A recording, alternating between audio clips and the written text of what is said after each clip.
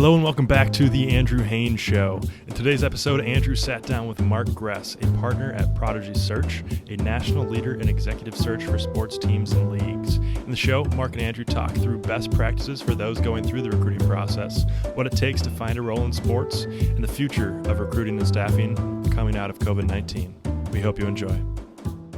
I've got Mark Gress with us today. I'm going to share a little bit more about himself and kind of jump into some things. So Mark, please introduce yourself to us. Excellent. Thanks, Andrew. Interesting. Not many people know about, Prodigy. Not many people might even know where I was at the beginning of my career. Search firms are generally, they're not sticking ball sports, right? Everybody knows the Yankees and Cowboys, but people, you ask people about Prodigy Search, you're like, what the hell? So there's a little bit of explanation of an education period there. Right now, and for the last, 5 going on 6 years, I've been partner at Prodigy Search. We were formerly Prodigy Sports. We rebranded last year. But what we do, we're an executive search firm in sports entertainment industries. First and foremost, where our rebrand came in, truthfully, is that we start to take on more searches in nonprofits, and some of which, frankly, had nothing to do with sports, some in the technology and even the media space. And so it was perhaps a little bit longer overdue, 13 years in business. We hadn't really changed the logo, changed the name, changed the fonts, all, the website, all the stuff, right? So it needed a freshening up, but the name change, frankly, is something we talked about for a while. And what does that really mean? What does that signify without just making a broad thing and every other search firm's doing it? Again, which, by the way, some other search firms have moved away from just calling themselves a sports and entertainment search firm. But been with Prodigy for the last 5-6 years, but really got my start fresh out of school at another search firm. Was there for about 3-4 years, even during the recession, truthfully, during one of the worst economic times, and frankly, a lot of unemployment, a lot of jobless items going on in the early 2000s. But listen, I didn't know this was you hear this from everybody, right? I didn't know this was a career, right? I didn't think this was a career for me. And I remember I was an undergrad at Drexel. I got my undergrad and graduate degrees both at Drexel University in Philly. And I was a business student, right, and kind of meddling around, and they really didn't have a sport management program at that time. Still, it wasn't as big as it is now, right? It was still, Ohio, it was UMass, it was Oregon, it was all the ones, Arizona. Everybody knows about all those ones that have big programs. But at that time, I had worked at an indoor tennis facility. I had worked in college athletics and recreation, but there was no program. I wasn't studying anything, right? So Drexel all of a sudden started a sport management program, got that degree, graduated. And started right out of school. I remember had an offer, which is funny to think about now, I had an offer to sell tickets in minor league sports, making $19,000 a year plus commission, which was very appetizing. I had a job that offer. Again, it sounds terrible. It's 3 job offers coming out of school, right? It sounds like such a brat thing to say. Wow. And the other one was selling, again, this was commission only, selling ads for this company called the Sports Network, which is in the PA suburbs, and they do a lot of things in the media space. And again, had zero experience on either front, by the way, but and then recruiting, which I had thought about, and I tell people this all the time, and wasn't an organization I thought about working for out of school, but I was sitting in class senior year, and this sophomore, which again, this is where the networking thing comes into play. Don't pay no mind to undergrads, right? You're graduating, sophomores, leave that guy alone. But this guy, Andrew, and I never forget him because he's helped me out in my career and vice versa. I've paid him back 2 or 3 times. But sitting there and he goes, "Hey, you're graduating. I know you're graduating soon. My company, they didn't post the job." This is like the tales all the time. Right? The job's not posted. They're only taking referrals from internal staff members. I know you're graduating. Do you want me to get your resume in front of them? And he had been a summer intern. He lived in the same town as them in South Jersey. And sure enough, got me in there for an interview. Again, no business, because I had never recruited before. I never did any HR work. But Andrew got my foot in the door there for an interview. And truthfully, I think his endorsement helped me to land that gig. So I worked at 2 different search firms. I have really 2 career paths. I spent a majority of my career in executive recruiting and sports. And I took a detour at one point and spent 6 years in higher education. But those 6 years in higher education were spent advising and doing career counseling for students and alumni of sport management programs. And I also taught sport management at a graduate level during those times. So never left the industry, but I did take a detour away from recruiting for a period of time. When you decided to get into recruiting and search, what do you think is the biggest skill set that you need to be successful in that? It's so funny because we tried a little bit of everything. I think even back to my days at the other firm, that whenever we hired either interns or recruiters, we've thought about, okay, we'll ticket sales person work here, right? Will somebody who's done corporate sales work here? Or do we need to just hire somebody from HR and recruiting and forget about whether they work in sports or not? The debate is endless time because sometimes it's worked and sometimes it hasn't. I think the challenge in bringing somebody, I think having a sales skill set and a customer service skill set is critical. Do we need somebody from HR? Not really. I mean, if we found somebody that had been a recruiter for Robert Half or for, something outside of sports and entertainment, I love that idea because they know the recruiting. We can teach them the industry. We can teach them about sports and entertainment. But I think our job as recruiters more so mimics, and you can appreciate this because of your background, more so mimics corporate sales because of the time it takes. Sometimes our searches take 60 to 90 days, which again could mirror more than the transactional ticket sale. I'm going to get on a phone today and I'm going to close 10 searches. That's unreal. That doesn't happen.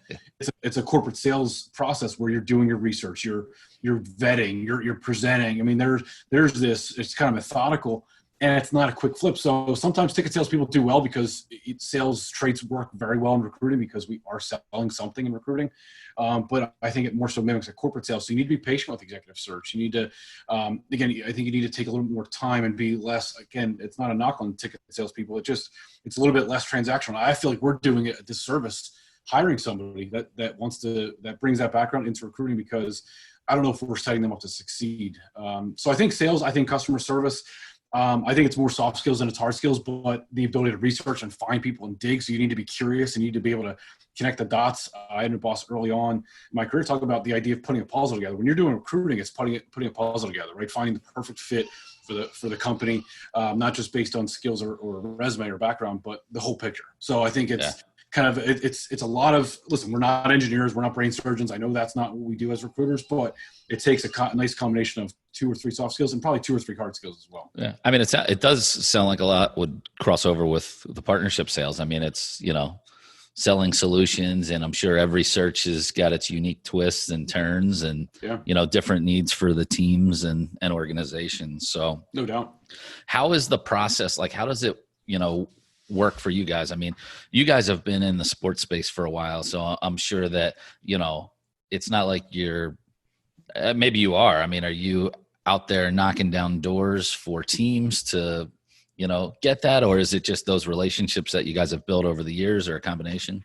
Yeah, it's interesting. I guess from 2 things, which is getting the job, right? Because our clients are the employers, are the hiring organizations. They're not the candidates. Although maybe there is a model in the future, and maybe there's a way to navigate really supporting the candidates.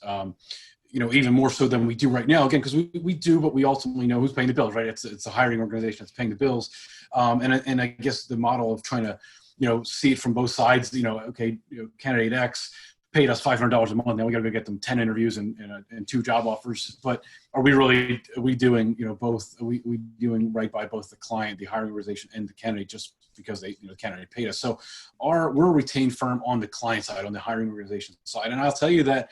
Listen, it's more competitive now in terms of agencies that are out there recruiting than it was in the early 2000s or even the late 90s, right? At that time, it was 2 or 3 organizations on the pro and minor league side. I mean, excluding just kind of college AD and college, coaching search firms, really on the pro, minor league and league office, agency types of search firms.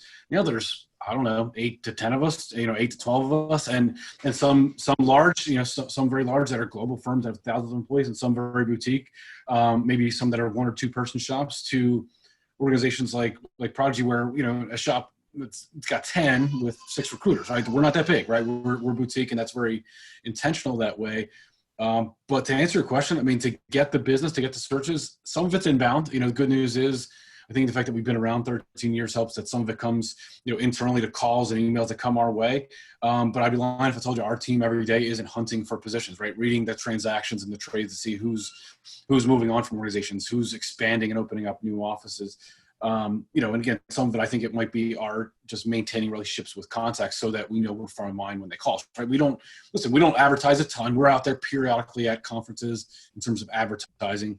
We're periodically out there in terms of advertising in the journal or venues now, but we do it a lot just through our reputation, not through marketing and advertising, which again, maybe we need to get out there more in terms of marketing and advertising, but we get our searches usually, again, a mix of inbound and us just having the relationships and building those and saying, hey, when you do have something, please, coming out of this scenario, right?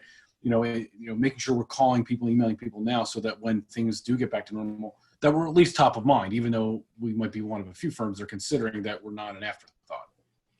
Yeah. Why do you think there's so much competition now compared to, the early 2000s? Like you said, is it the technology side of things that has helped, fuel that? Or is it just, there was an opportunity, and I think an opportunity. And listen, I hate to say this, but I think part of it's true, is that there are enough searches to go around. I mean, it sounds, it sounds crass to say that, but the reason we grew to the size we did, from, again, a 1 or 2 person firm, again, not incredibly robust at certain points over the last few years, an 8 to 10 person firm, is because we started to take on more, which is, if we had stayed intentionally, even a 2 or 3 person company, well, we would have said no to a lot of searches just because of bandwidth, and they would have gone to other search firms. So I would say, a little bit of a couple of different things. I would say industry practitioners who would, again, and by the way, my founder is one of those, right?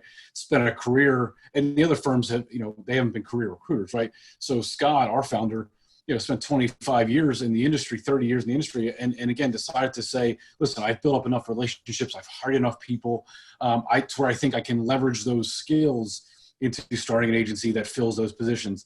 And part of our pitch, Andrew, I mean, let's call it what it is too. And I appreciate Scott's being able to say this, and I can say this too, and a few of our other junior staff members can say this, is that one of the reasons you've hired us is because we have worked in some of those positions. Not every position, but we've worked in some of them. We haven't been career recruiters. Like, it's the idea behind being a career professor, right? Do you want somebody that's only been academic their entire life, or has some mix or some hybrid? They know a little bit about the industry they're teaching. And so I think that's a little bit of our pitch, is that we know a little bit about the industry because we've worked in that industry, not just have been career recruiters. And I can definitely vouch for that. I mean, just from talking to you and some of the others over the last few years, I mean, a lot of times too, when you're talking to an HR person, say with a team, they may not.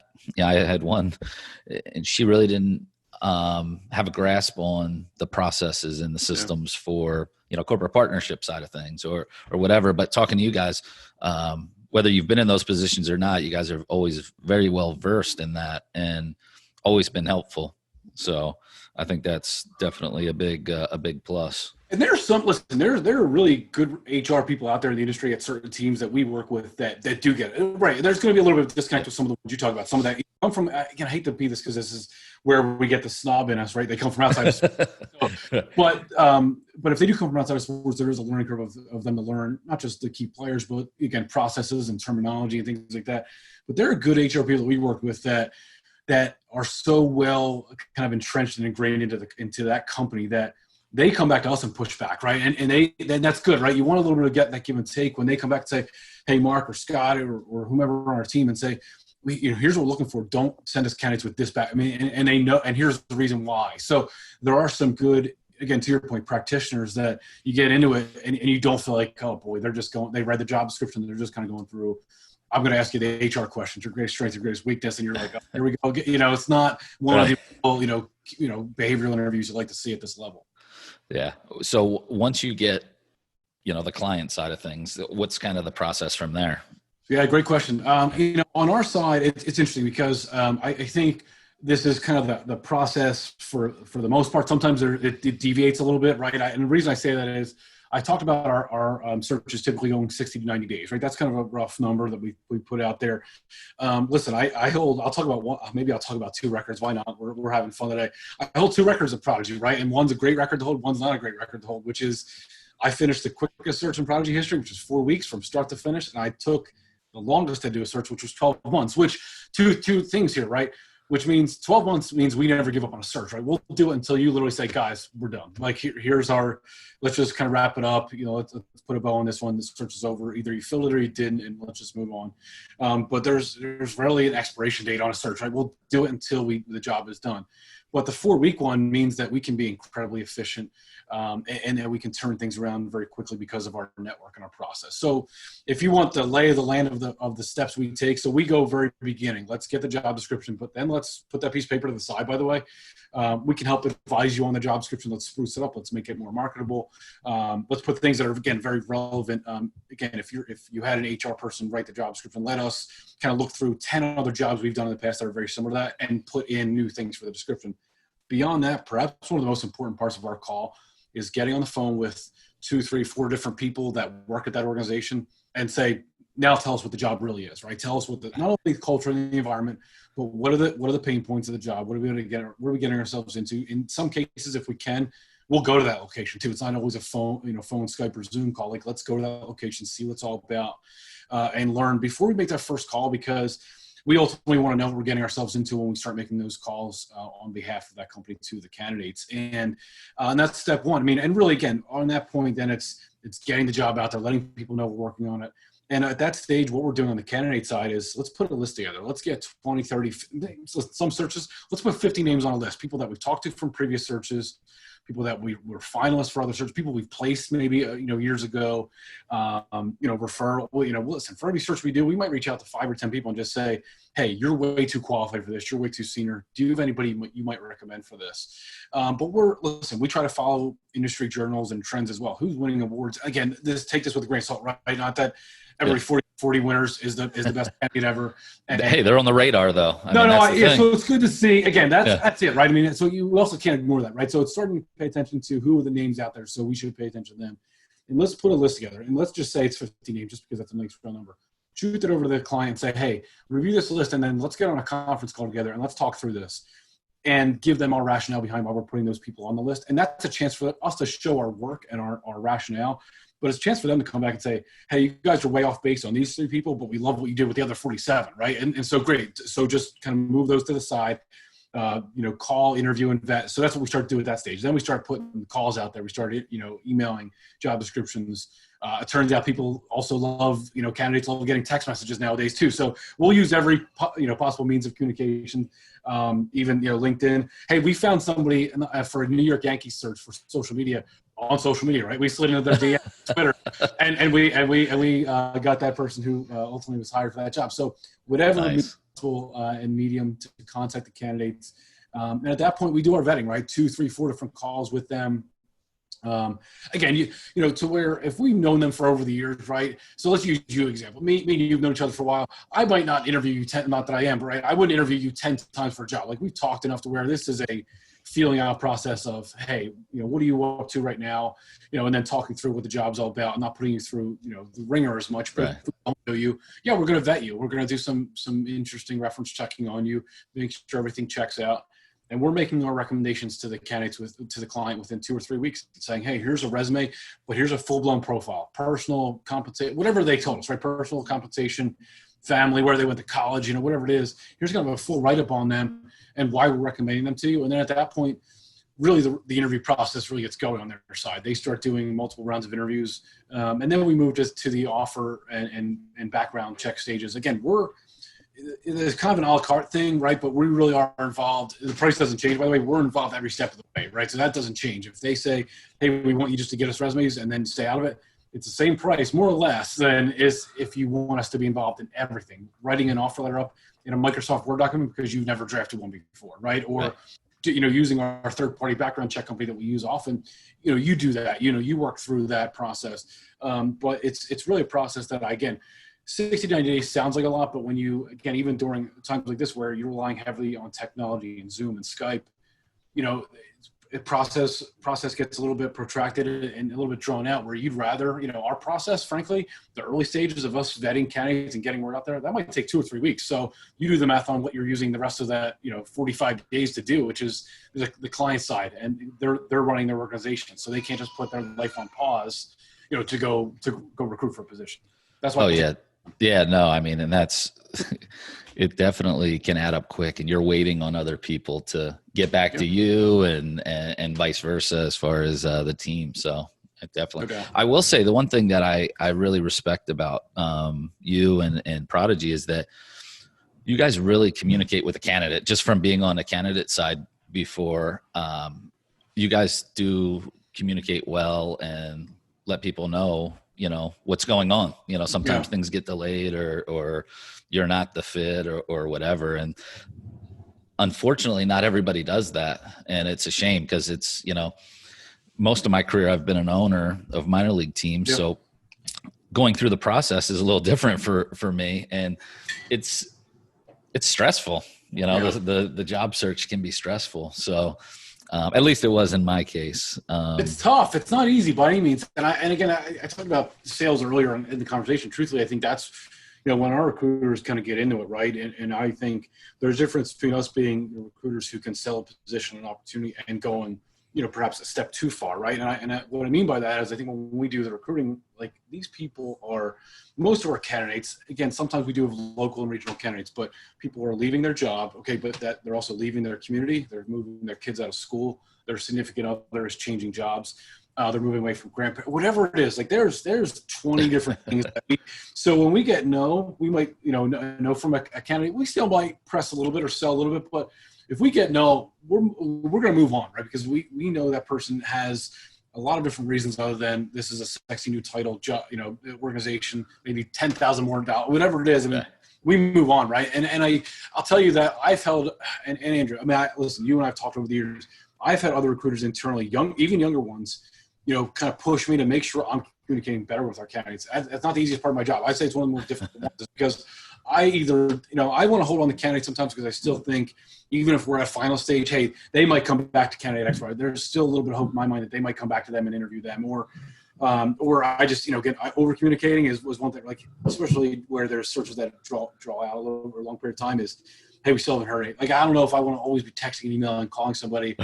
Yeah, hey, no news. Something, but but again, I've had younger staff members that kudos to them, and I say that just because they haven't been around as long as I have. But they say, hey, Mark, have you have you reached out to X, Y, and Z? I'm like, no, what? I got to do that today. I'm going to make sure I shoot them a quick message, or I get on the phone and just say, hey, no news, but no news is good news, I guess, and just kind of let them know that the process is still going, but you're not out, right? So it's tough, not an easy part of the job.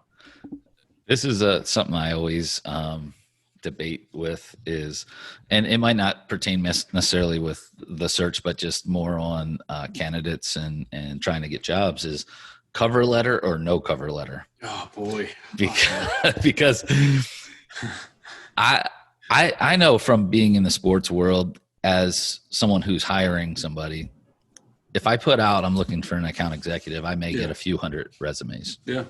So to me, the cover letter lets me weed those out quicker. So from my standpoint, that's what I like. Now, some of the college professors are teaching the students that not to do the cover letter. And so it's just so when I took this job, I went back through teamwork and I looked at the people that are working in my department. And I was like, Jimmy, why didn't you have a cover letter here? And, and so we debated it in the office. So I'm just curious to see what it's so funny. Like the real answer to that question is that my answer has changed over the years. If you want my take on it, but it has a huge asterisk on it, is that I hate cover letters because I'm not good at writing them. So if I'm using selfishly, I think I'm a very good writer, but I don't think I'm a very good writer of cover letters. And so you actually hit the nail on the head. I just got off the phone with somebody a moment ago, a potential client, excuse me. And they said they had 500 resumes to look and 500 applications. So in my mind, I go, all right, that's 500 resumes. That's 500 cover letters, right? So alternatively, but here's where the asterisk comes in is you're 1,000% correct. If I have to distinguish between candidates X, Y, and Z, or 100 of whatever those letters are, so 100 resumes that you've received for an account executive job, I probably do need to look at something like cover letter. How are their writing skills? How do they communicate? Is something from their cover letter jumping off that's going to separate that from the 6 seconds I spent on the resume? So in that instance, I do like I do think the cover letter has so much value. Here's the big thing with cover letters at any level, at a junior level, entry level, or up to a senior executive level. If a recruiting agency or hiring organization or job posting says requiring a cover letter, it's required, you have to submit this.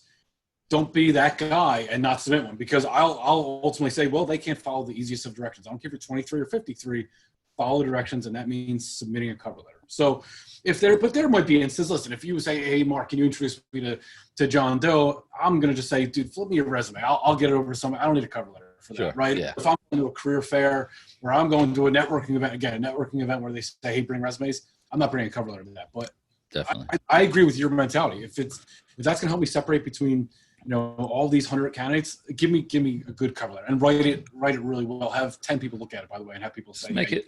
The way I look at it is make it stand out, put the effort in, and if it's only a few resumes, it's one thing, but when they get up there, it definitely helps out. Hey, the biggest cover letter thing I always tell this, because I teach a graduate course in sport management. I've done it for 7 years now, and at the end of the semester, we kind of, it is, well, we spent a full week on it, which again sounds like a lot, but we spent a full week on our resumes, cover letters, LinkedIn, job searching tools, you name it. And I'd say, and these are master students, right? So these are people that aren't, their excuse can't be that I'm 18 years old, right? And I'm an undergrad, I'm a freshman. And I tell the graduate students, if you open up a cover letter every single time, if all of you continue to do this, then you're failing, which is don't open up a cover letter by saying, I saw this position posted on this website and I'm applying for it. That's how everybody starts a cover letter. So don't start it that way. Start it different than I found a job on Teamwork, found a job on Prodigy's website, found it on Indeed, and here's the title of the job I'm applying to. Great. You and 1,000 other people, like, start it different. I don't care how different, whatever different means, start it different. No, that's a good point. At Prodigy, what level searches do you do? Do you do everything, or is it more just on the executive side? Yeah, our core focus, it's interesting because that's evolved over the last 13 years. I'll tell you that it's evolved on both up and down, right? It's been consistently at the executive level, but it maybe had a little bit of a stock market thing going on at certain points for valid reasons, right? Because I'll tell you that I'll tell you that I think we try to fly in 3 areas, which is director level and above, $100,000 salaries and above, and I'd say 5 to 7 years of experience and above, right? So if it can fit into at least 2, if not all 3 of those buckets, those are great. But the reason there's been ebbs and flows is more been circumstance, right? So I'll give you an example. About 4 or 5 years ago, the Miami Heat, this is post LeBron, and the Miami Heat, but at that time we had a really good relationship with the Miami Heat.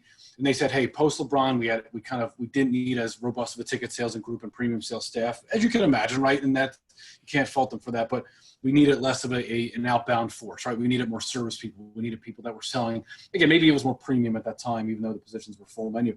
And they came to us and said, hey, we need at least 5, if not 6 or 7, AEs to use, search you were talking about earlier. And we told them, listen, it's not our cup of tea, but we had at that time, we had adequate staffing at Prodigy to do that, right? So fine, well, let's find a model. Let's agree to contractual terms that allow us to fill these jobs that are just unusual, right? They're not a C-level job. They're not a VP of sales, but it's 5 or 6 or 7 account executives that are selling full menu, ticketing groups and premiums. So we did that, right? So it's on once in a while basis. But another example that might be if, esports we've done about 5 or 6 searches in esports, and those were not all at the most senior level. 1 or 2 of them might have been at the most senior level, but not all of them. But that's because that industry is so immature, right? It's still trying and they're not hiring $1 million, $250,000 executives. Just that they're not, esports isn't there yet. So I'd love to say we're always going to continue to fish in that director, VP, and senior level pond. But if there's an opportunity for us to break into, hey, we've never worked in this space and it's a manager level search, we'd consider it. I think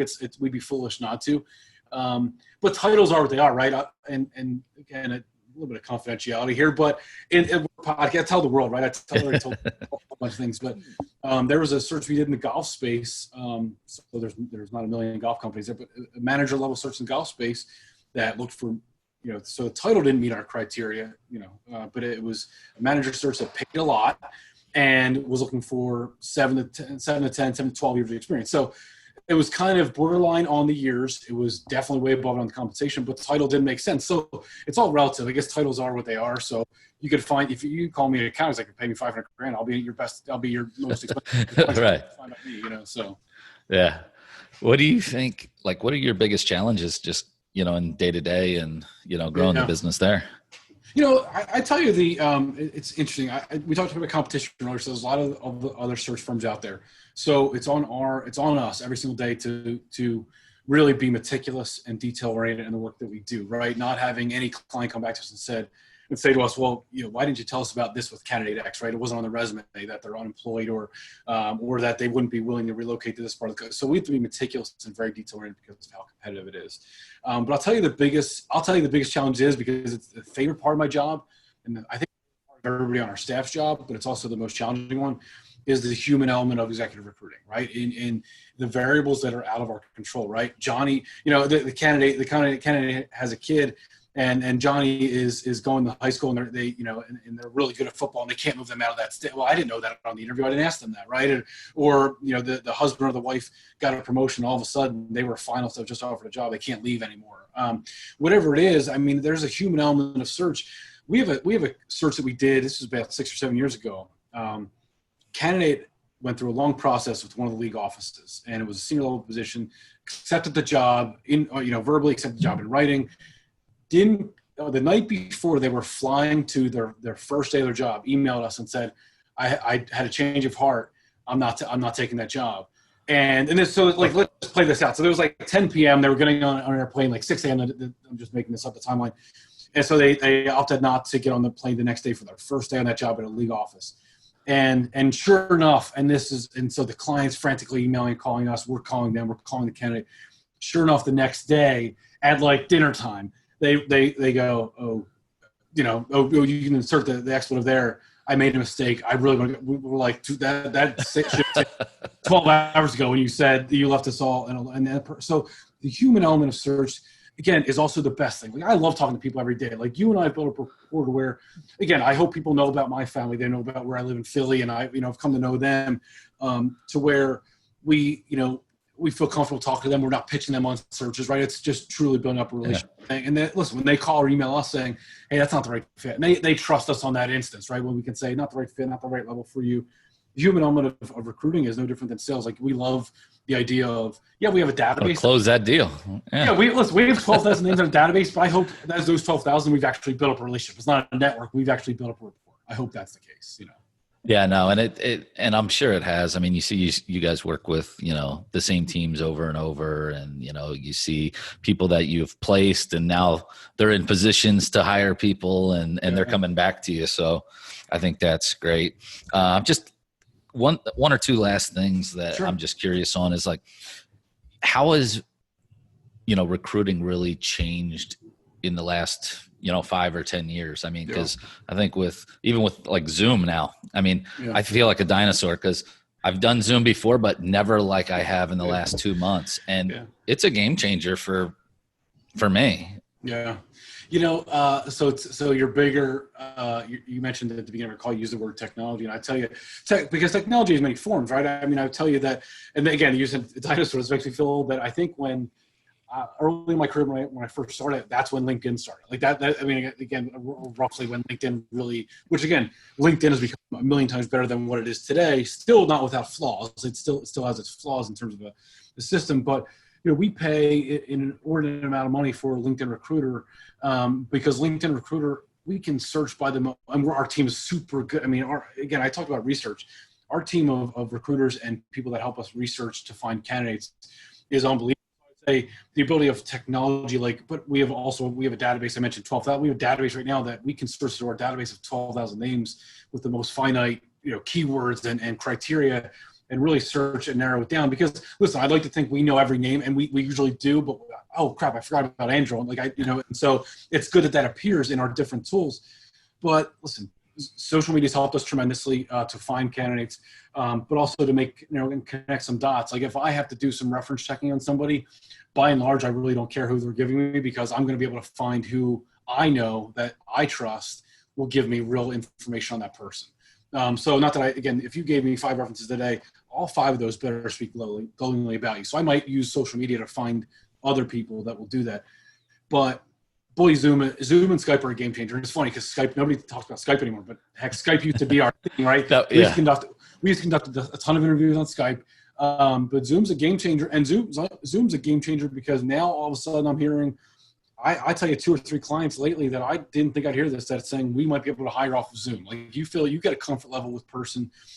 If you do 2 or 3 rounds of Zoom interviews that you're going to make an offer to, hey, then so be it. I guess we don't necessarily need to rely solely on the in-person interview anymore. But listen, technology has helped us tremendously. But listen, you can leverage sites that are out there that I think do a really good job, even at a lower level. Like, Work in Sports, I think, is tremendous. Those guys do a really good job, but you can't rely solely on Work in Sports or other job boards to solicit your candidates. We have to use, our traditional means of email and phone and text message, apparently too, because text message, again, like I said earlier, is a way people love responding to us on hey, did you get the offer? It's funny that people, I didn't think that was the thing. I thought people, and I'm not that old, but apparently that's the way people like to communicate nowadays. And you can get a text message app on your desktop just so you're sitting there doing your day job. You don't have to be at your cell phone all day. And all right, Joe texted me that they've accepted the offer. Great. I'm going to call my client and tell them that they accepted the offer. So technology is a game changer. That's the biggest change in recruiting, no doubt about it.